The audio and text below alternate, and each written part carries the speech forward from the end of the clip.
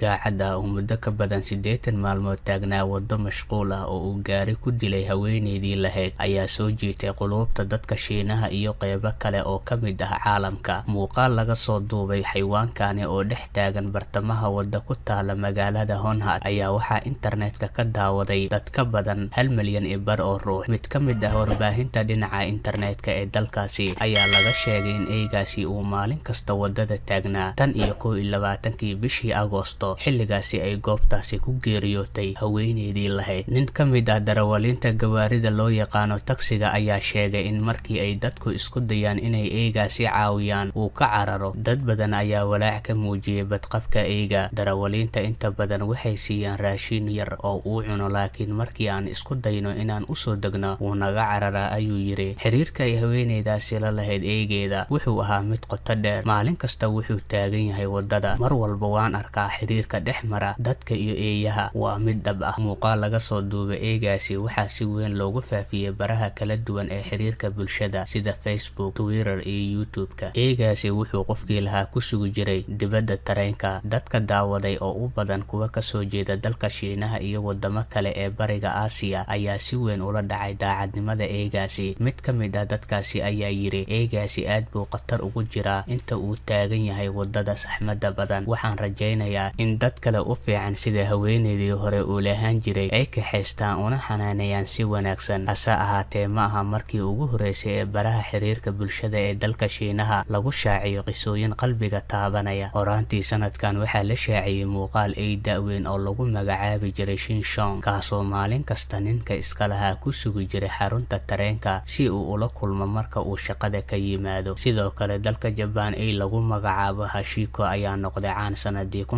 1920meeyadii kadib markii uu caadaystay inuu ninka iska lahaa maalin kasta kusii sugo xarunta tareenada laga raaco. Eegaas ayaa xitaa nin kale goobtaasi kusii sugi jiray muddo 9 sano ah oo ka dambeysay markii uu ninkaasi dhintay. Goobtaas laga raaco tareenka ayaa markii dambe laga sameeyay taalo ay taagan ah oo lagu xusayo ficilkii cajiibka ahaa ee xayawaankaasi sameeyay. Dhinaca kale, dal muslim ah oo dadkiisa ka mamnuucay in aysan xanaaneysan karin eeyga. Caasimada dalka Iiraan waxaa laga mamnuucay dadweynaha dalkaasi in eeyga ku dhex wataan gudaha magaalada Tehraan. Waa tallaabo la doonayo in looga hortago in dadka dalkaasi ay ku xanaaneystaan guryahooda. Taliyaha booliska Tehraan Hussein Rahiini ayaa sheegay in xafiiska dacwad oogaha guud ee dalkaasi uu ogolaaday in tallaabo sharci waafaqsan laga qaado dadka lagu arko iyagoo eegooda ku dhex wata meelaha ay dadka isugu yimaadaan sida goobaha loo damaashaad tago. General Rahiini waxa uu sheegay in sharcigani uu sidoo kale mamnuucayo in eeyga dadka ku dhex wataan baabuurkooda. Waxaa mamnuuca in eeyga aad ku dhex wadato gaarigaaga. Haddii lagugu arko arrintaasi, tallaabo ayaa laga qaadi doonaa dadka iska leh gaarigaasi, ayuu yiri taliyaha booliska Tehraan. Waxaa Jamhuuriyadda Islaamiga ee kacaanka Iiraan ka taagan khilaaftan iyo sanadii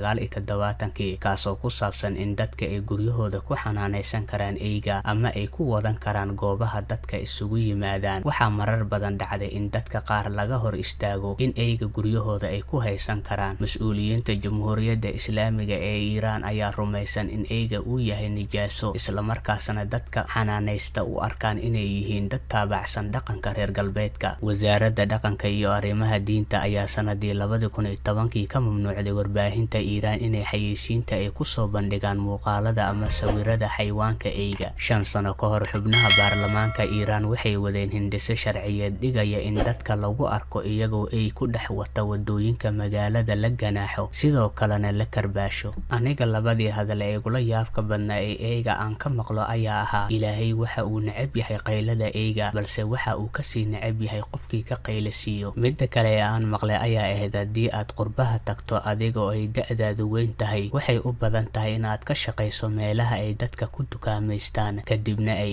eegooda ku dhiibtaan inta ay shopping garaysanayaan. Adigan dhageysanaya sheekadani, nala wadaag waxa aad ka maqashay eeyga marka laga reebo in uu najaaso yahay.